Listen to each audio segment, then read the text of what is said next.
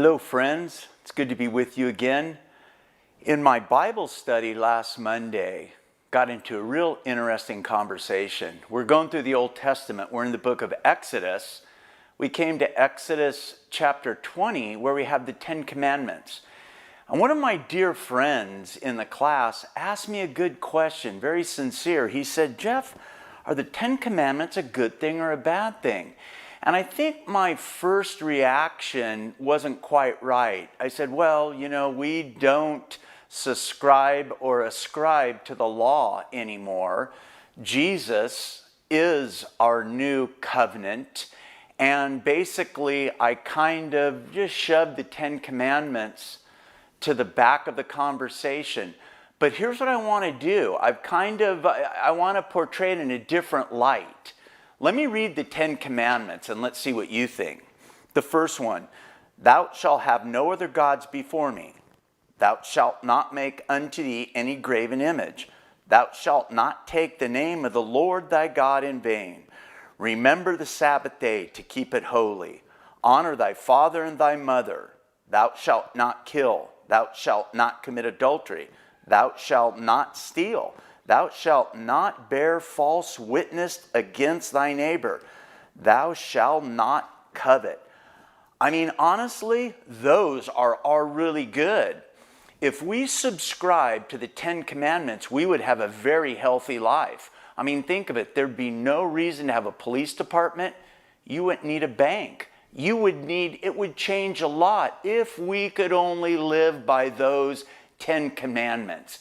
And I think that's where the rub is. God gave them to us. There is nothing wrong with them. Absolutely nothing. The thing is, don't think for a second, the minute God gave Moses those 10 Commandments, he knew we would not be able to live up to them. And so what I'd like to do is just make a short comparison between the 10 Commandments and grace, or as I like to call it, Mount Sinai versus Mount Zion. Mount Sinai is where God spoke to Moses, gave the 10 Commandments. Mount Zion is where we find the temple, and actually where Christ was crucified. So we have Christ and grace versus the law and the 10 Commandments. Now, there's a short little poem I'd like to read that has to do with just the 10 Commandments. Very short. It says this: "To run and work the law commands, but gives me neither feet nor hands."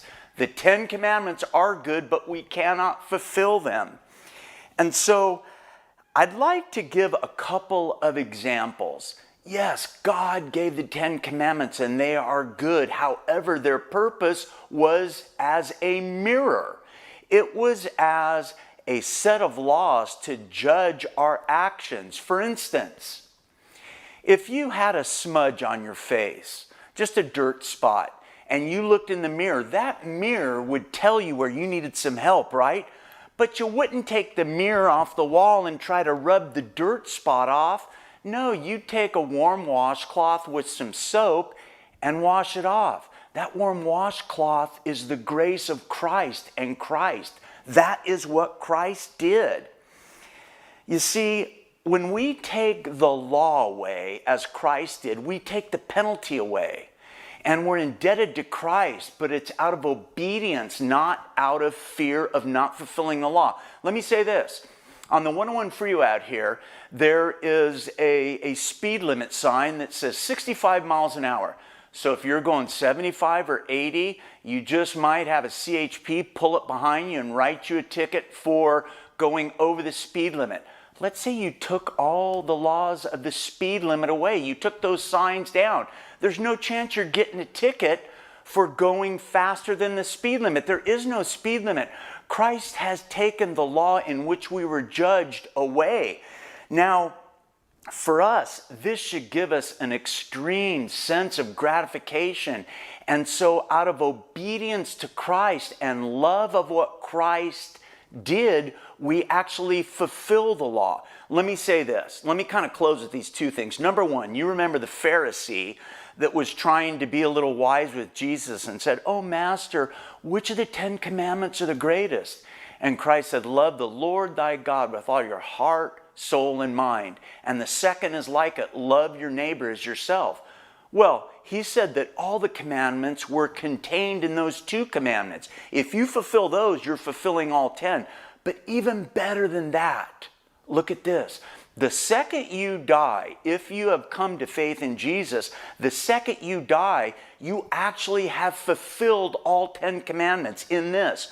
When God the Father looks at you, he does not see you. He sees his perfect Son. And obviously, Jesus was perfect, fulfilled all 10 commandments. So in essence, the second we received Christ, we have fulfilled the 10 commandments. And at least in God's eyes, there's perfection there.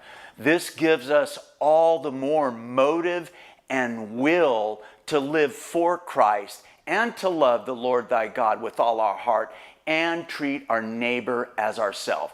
I hope that clarifies a little bit of it. And it's been good to be with you. I will see you next week.